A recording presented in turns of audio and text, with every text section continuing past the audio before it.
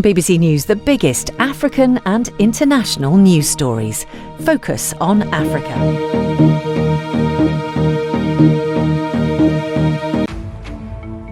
Coming to you from Nairobi, this is Focus on Africa on BBC News. Our top stories: military coups, conflict, the cost of living crisis, drought and floods.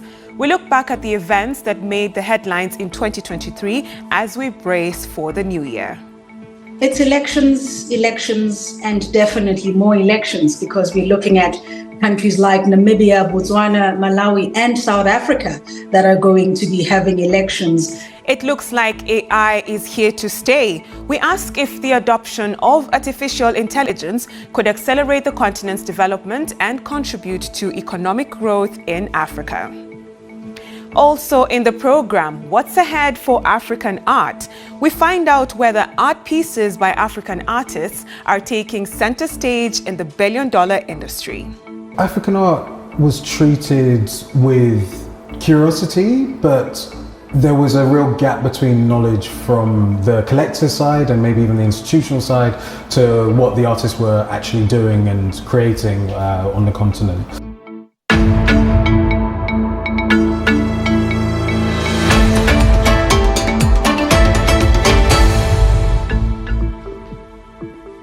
Happy New Year to wherever you're watching us from. This is Focus on Africa. I'm Rhoda Odhiambo.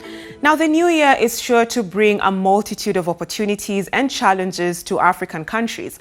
But before we take a look at what this year has to offer, we begin today's program by looking back at significant events that made the headlines in 2023.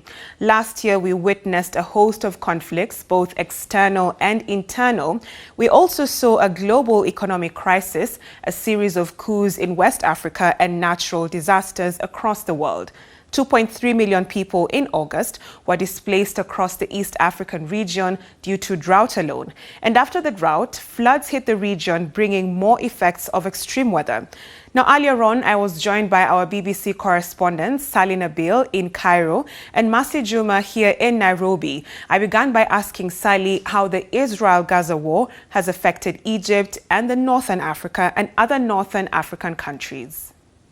But it's not all doom and gloom. In 2023, Africa witnessed exponential growth in emerging AI technologies as a means to drive economic growth, improve access to education and healthcare, and at the same time promote growth in agriculture.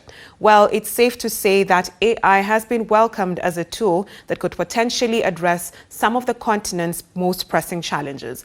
However, it has also been met with skepticism as some people believe many will lose their jobs.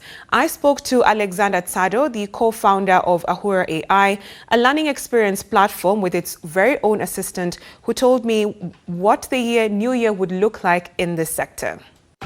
And still to come, penny pinching after the holiday season. Well, we meet a 13-year-old money expert who has been teaching her peers how to avoid the pinch.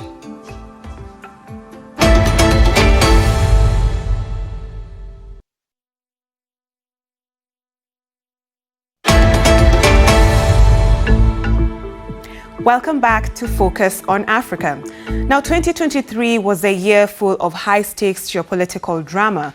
Flawed elections opened the door for the military to extend the trend of coups in West and Central Africa. We also saw a series of contested national elections across the continent throughout the year. Well, 2024 also promises to be just as interesting, with numerous presidential elections scheduled to take place across the continent. Now, earlier on, I spoke to the BBC's Azizat Olaoluwa in Lagos, Nigeria, and Nomsa Maseko, who is based in Johannesburg, South Africa. I began by asking Nomsa, what can we expect from the Southern African region this year? Well, the BBC will be following all the elections, including the announcement of the results of the just concluded DRC elections.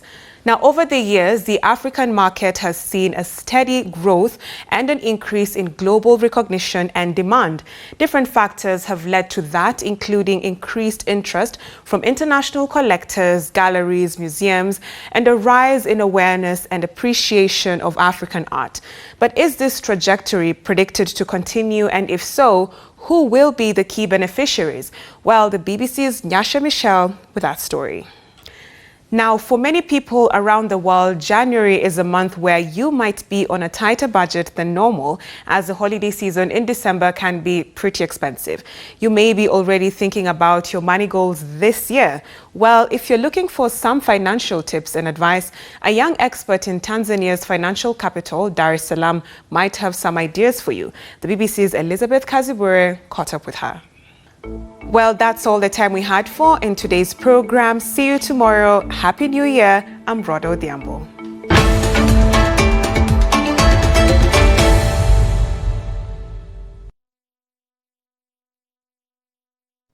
Hello there. For many parts of North America, it's actually a little bit warmer than normal